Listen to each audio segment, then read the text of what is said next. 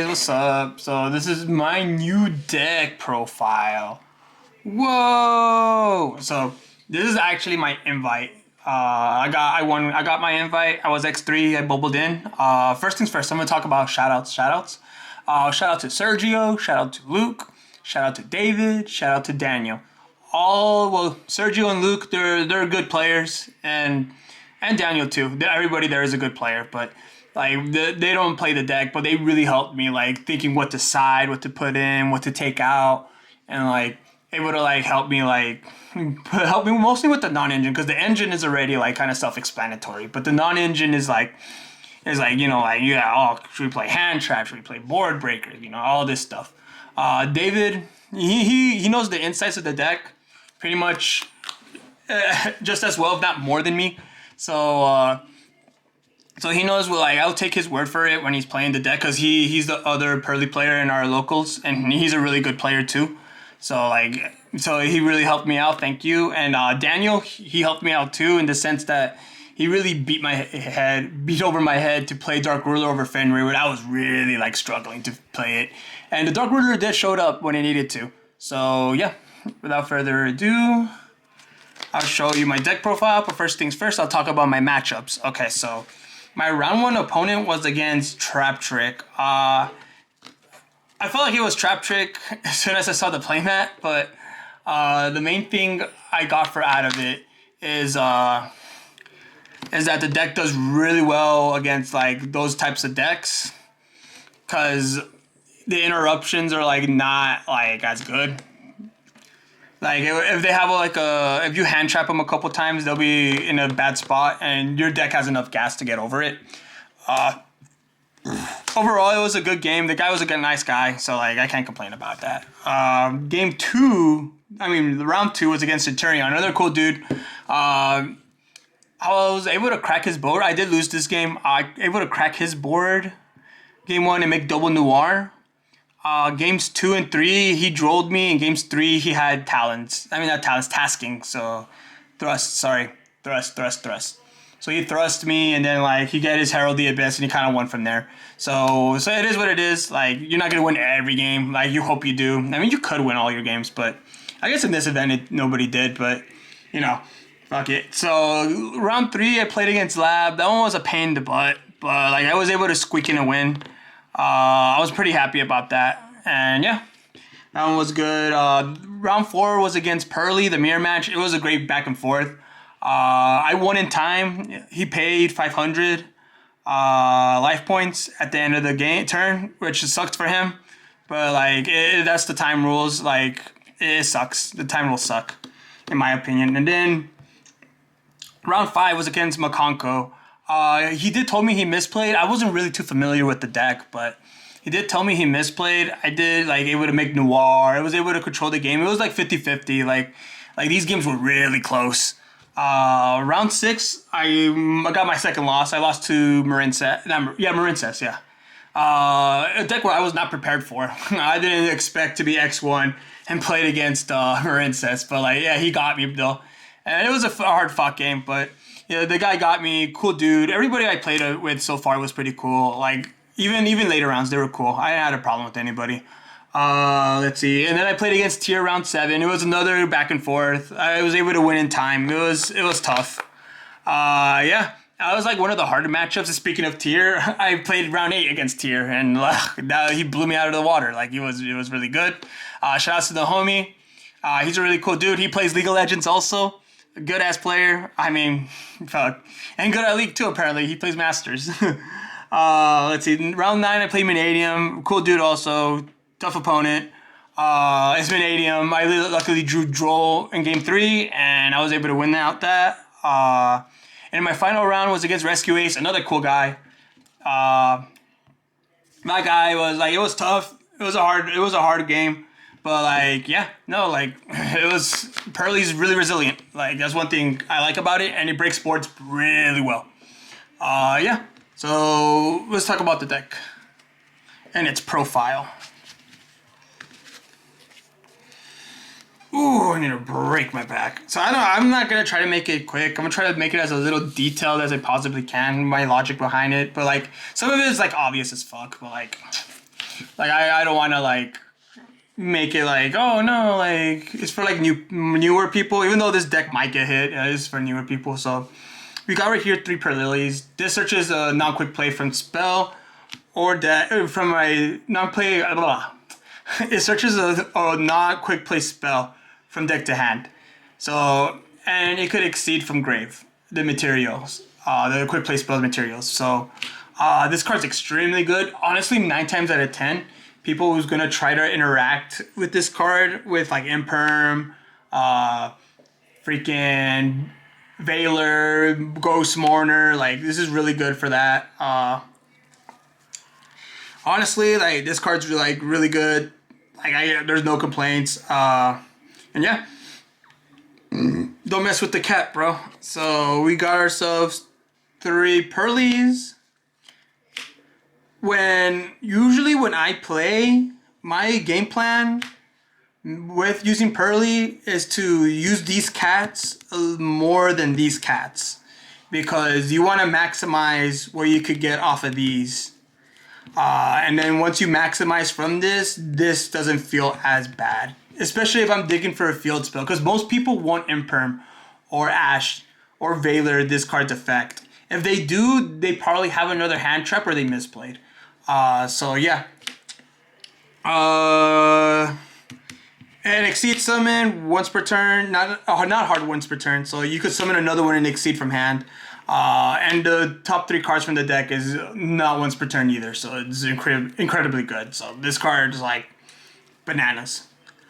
Oh, I'm gonna talk about the spells. 3 Sleepy. Ironically, this is like his field effect is not the best, but his attached effect is the best, because he draws a card during the standby phase, and not only draws a card during the standby phase, freaking it's not once per turn. So if you have multiple copies, you draw multiple cards. So, and if you exceed summon with Purrely Leap, hey, you draw more cards. This is a new monster. So yeah, this card's extremely good. This is the one where everybody wants it to get banned, but I think the field spell should get banned, or at least at very least at 2, because it is a starter in a thing. But I mean, like the deck will get hit one way or another. So we got ourselves 3 Pretty Memory, and I think an underrated card. Not only does it's freaking attach effects incredible. Like you're able to send a card to grave, and then you could like attach a card on the field as material. Like it is one step closer to Noir, especially if you're crashing with like Beauty, they Exceed, and you just get your materials back, and then you just like you could just make a easy fucking Noir out of it. So it's really good. Highly recommend. There's a lot of situations where I had a Plump, and I put this as material with this graveyard effect, and then you're able to take another card and put it as material, and that's already your Noir. And then you make your Noir, and then this is a new monster also. So like you just take another card by sending another card to grave. Like this card's really damn good. The gaining life points is nice. Like, and then the monster for it's really good too. And then here, speaking of broken cards, Pretty Memory is extremely good too. This card giving you another attack is amazing. Able to protect your cards from destruction is amazing. People are gonna try to destroy your field spell, so you need to protect that with your life. So you just go activate it like Unchain. You can protect cards from Unchain destruction. So like you just get rid of it, and then you don't have to worry about it no more. So like this card's amazing. Here you go. 1 Delicious. It's at 1.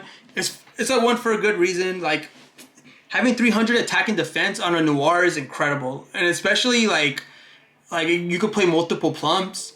So like it's just fucking great fucking deck, bro. Like great fucking card. See, and then we got the Mi Amigo, bro. Mi Amigo Purrely. So this card randomly searches whatever fucking card you want. That's a Purrely, obviously. So it is random. So like if you have like 2 of these, you're gonna have to do 2 of these. And a Delicious, a lot of times that happens. But like overall, like this card's like the heart and soul of the deck. You could get whatever you want off it.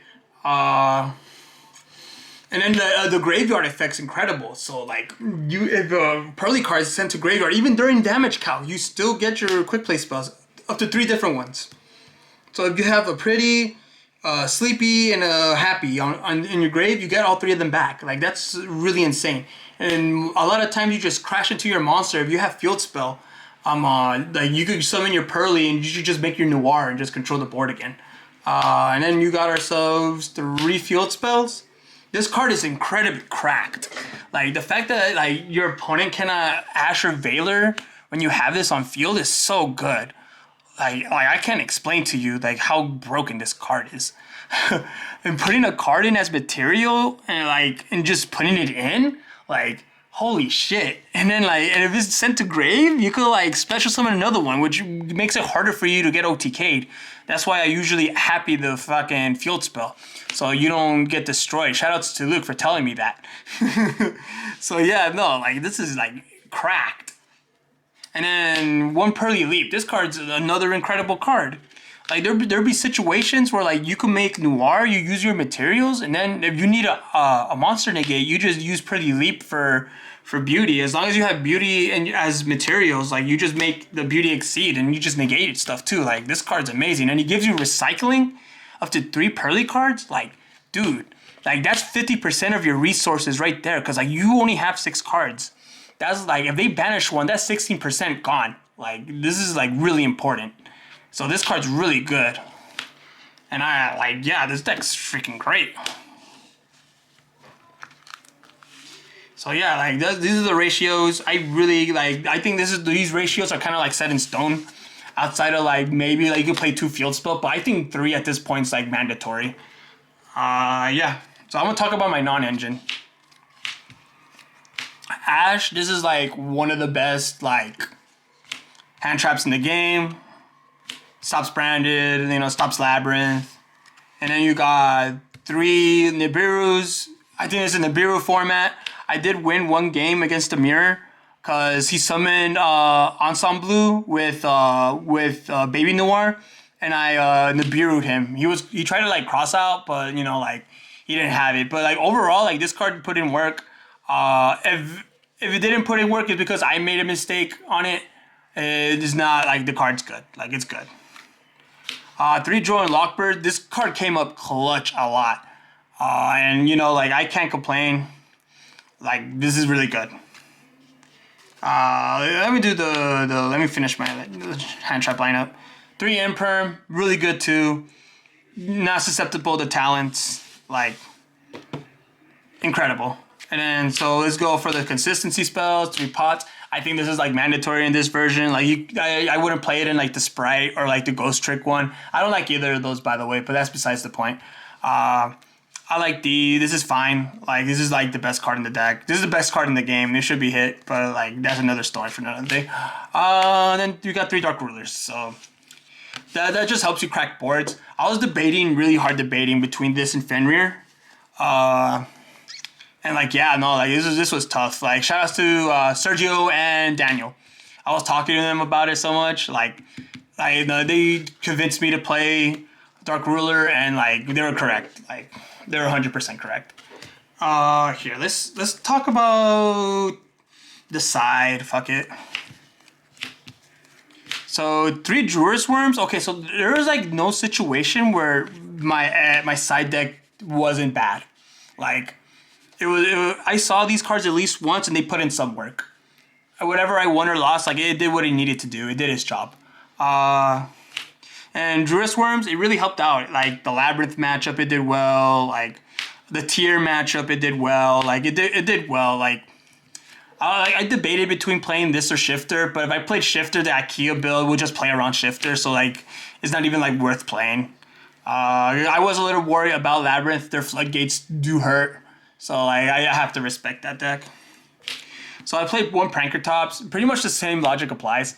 Ironically, I was able to summon this against Centurion, and I was able to pop the tuner. But like, hey yo, like I lost that, but it still helped out, so it was really good. Let's see, 2 Talents, 1 Harpies. I did have a situation where I needed to draw an extra card, and it was really good. And there was a situation where I needed to where I looked at my opponent's hand, I ripped the Ash, and I was able to play the simplified game state because of it. Let's see, 2 Lightning Storms and the Harpies. Oh, stupid of me. Okay, so like these came up clutch. They blow up back row. I only saw this once against Rescue Ace in my last round, but like it came in clutch, so like I needed it. Let's see, Grave Creeper's Inscription. This card, I was debating between this or Tier. Not Tier. Fucking that other deck. Yeah, is it Tier? Yeah, yes, Tier. I thought I said Fear. Sorry. This card's extremely good too. Tier, Unchained, like dragons, like this is really good against it. It slows them down immensely. And the only downside is it has to be during your main phase 1. But I mean, like if your member is in your main phase 1, you should be fine. And then probably the most broken card in the side. Yeah, I feel like you have to play Summon Limit here. It did win me a game against Marincess. I ended up losing the set, but like it did win me a game 1. So sorry, game 2.